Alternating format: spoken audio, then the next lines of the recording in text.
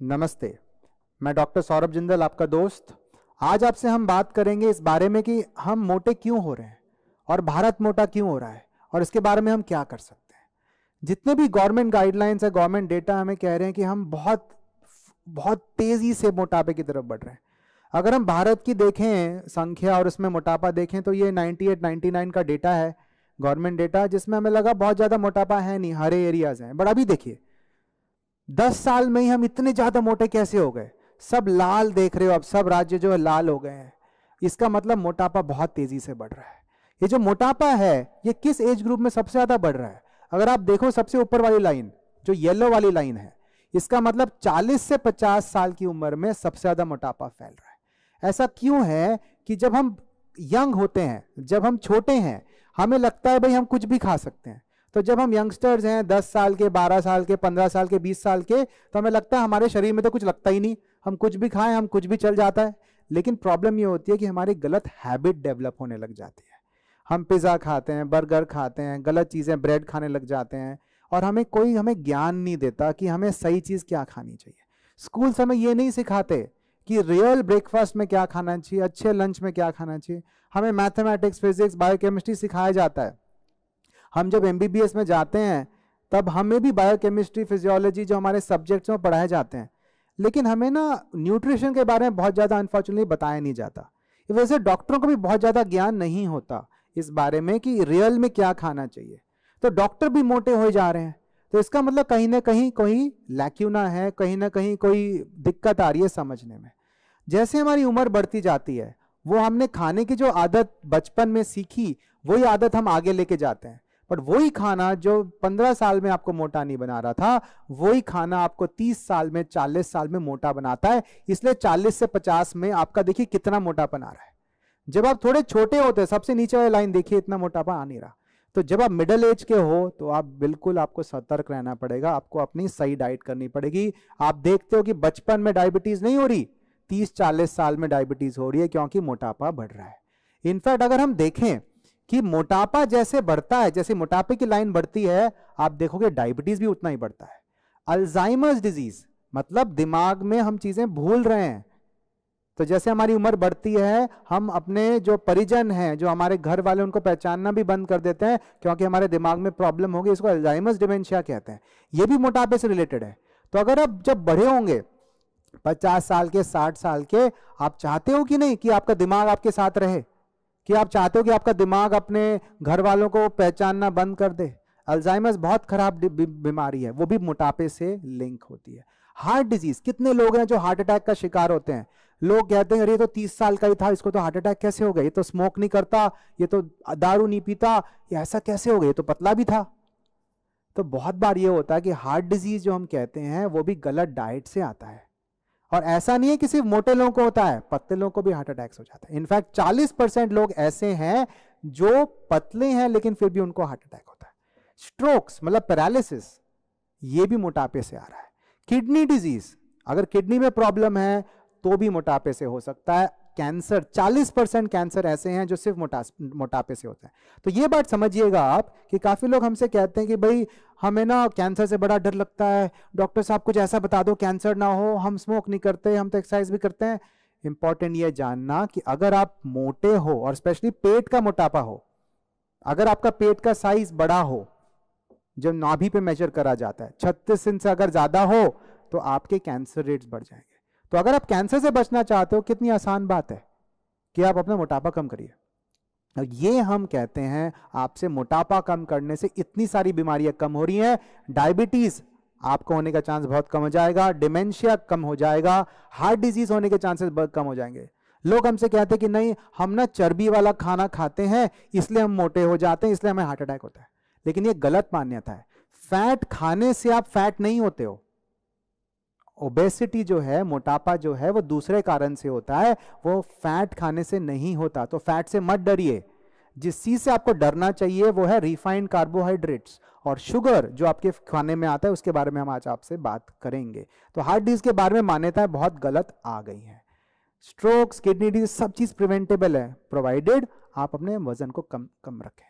आप सब लोग आज तक ये समझते होंगे कि कैलोरी ज्यादा खाने से मोटापा होता है, बट ये गलत मान्यता है। मैं आपकी इसके बारे में आपको जानकारी दूंगा कि कैलोरी मॉडल गलत है।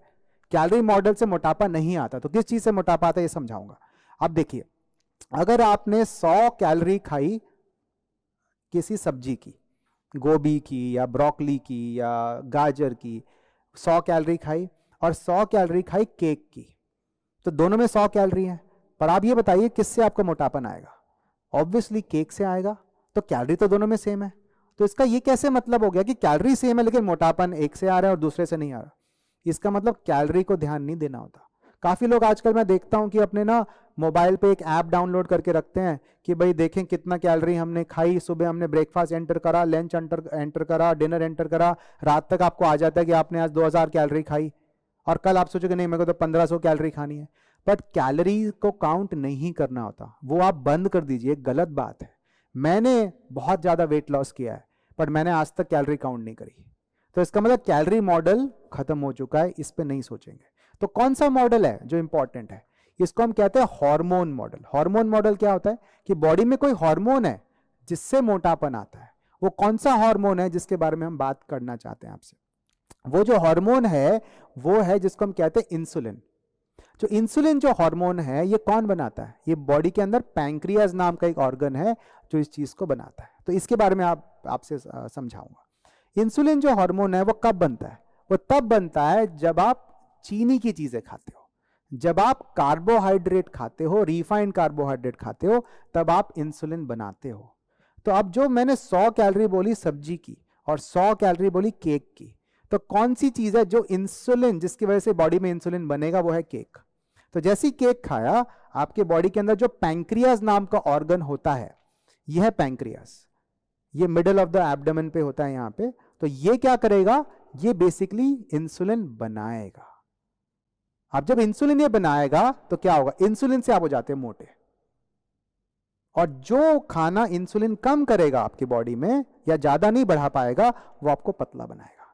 तो सब्जियां हैं जिसमें फाइबर होते हैं, मशरूम्स हैं, बीन्स है, राजमा है, छोला है, जितने भी सौते वेजिटेबल्स होती हैं, कैलोरीज इसमें कितनी भी हो लेकिन इंसुलिन की मात्रा नहीं बढ़ा पाती, इस वजह से ये आपको पतला बनाती है।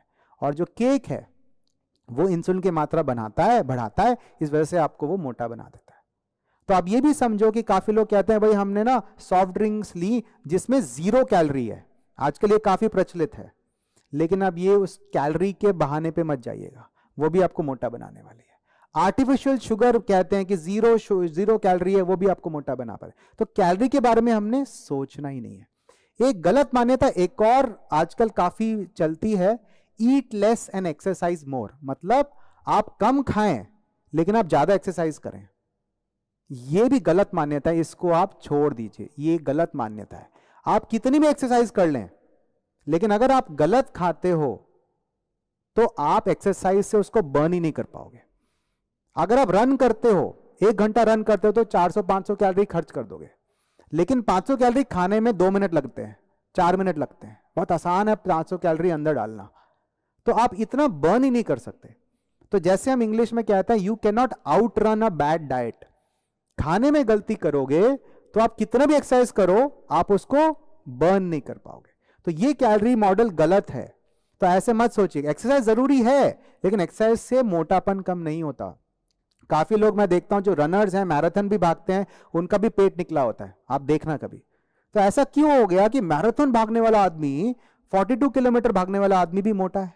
इसका मतलब एक्सरसाइज से वेट लॉस नहीं होता, ये बात समझ लीजिए। लॉकडाउन में काफी लोगों ने मुझे बोला कि लॉकडाउन में जिम बंद हो गए ना इसलिए मोटे हो गए। ये गलत बात है, ऐसा नहीं है।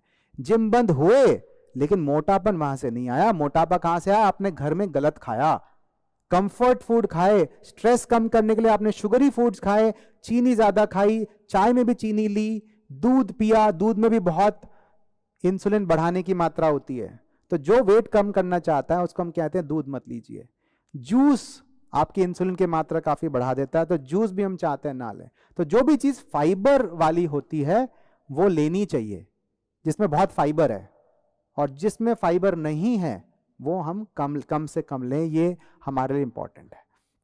अब जब ये हमें समझ में आ गया तो ये समझाते हैं। जब हम कार्बोहाइड्रेट खा रहे हैं, रिफाइंड कार्बोहाइड्रेट, उसमें क्या आता है? देखिए, ब्रेड, सफेद ब्रेड, फ्रूट जूस, रोटी, परोठा, कॉर्नफ्लेक्स, चाय जिसमें बिस्किट डुबो के आप खाते हो, ये सब सीरियल्स, ये सब क्या है?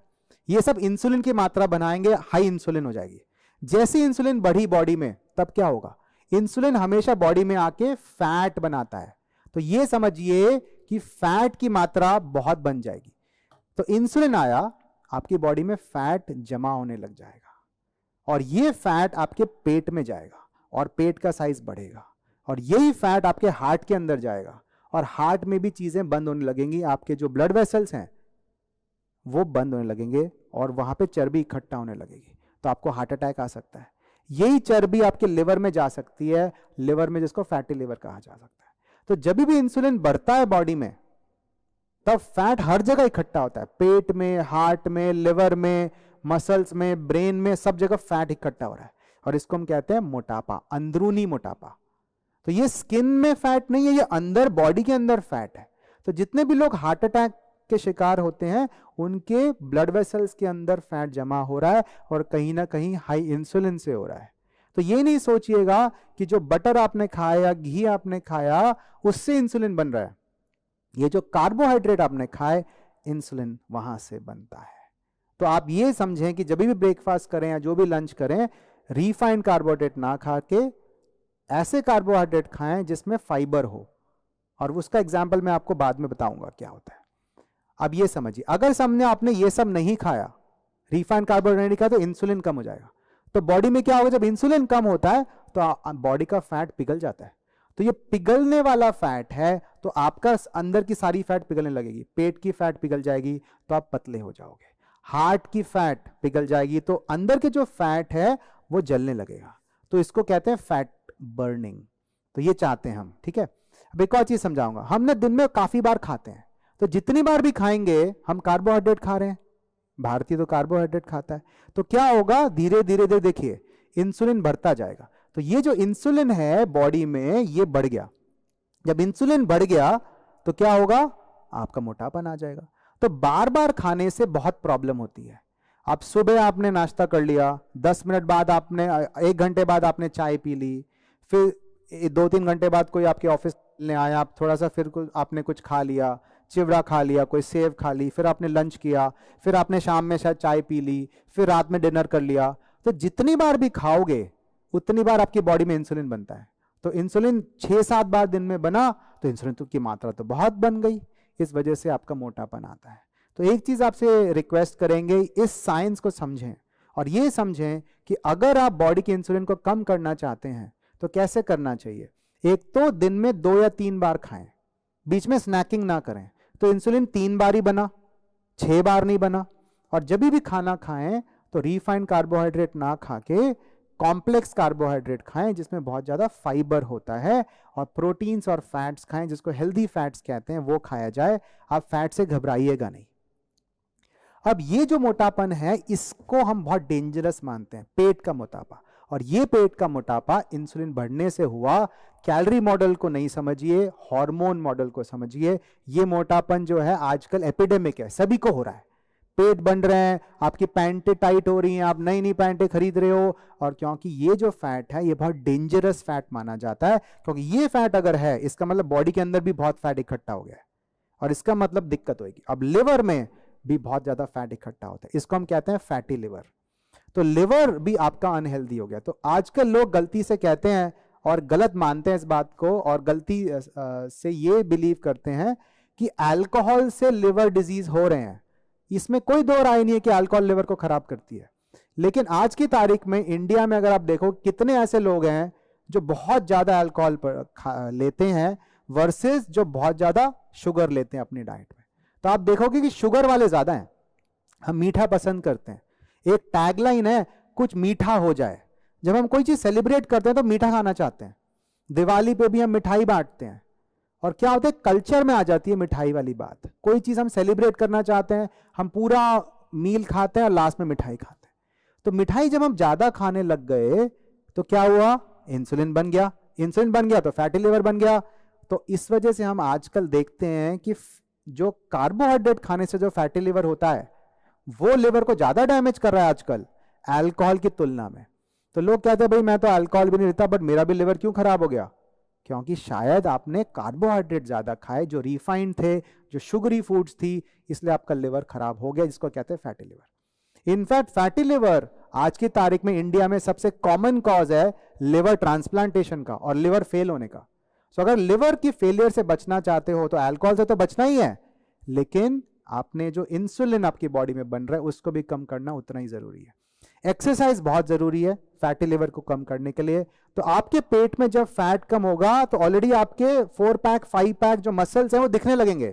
देखो मसल सबके होते हैं पेट के अंदर, एब्डोमिनल जो मसल्स होते हैं, लेकिन दिखते क्यों नहीं होंगे? फैट की परत चढ़ी हुई है। तो अगर कोई कहता है मेरे को 5 पैक 4 पैक चाहिए, 6 पैक चाहिए, 8 पैक चाहिए, तो अंदर का फैट कम करिए यहां का, और जैसे फैट कम होगा मसल दिखने लगेंगे। तो ये बहुत इंपॉर्टेंट कॉन्सेप्ट है, फैट को पिघलाना। वो हम कैसे पिघला सकते हैं, हम कैसे इस चीज को कर सकते हैं कि उस पेट के फैट को पिघलाएं? पहली बात तो फैट से डरना नहीं।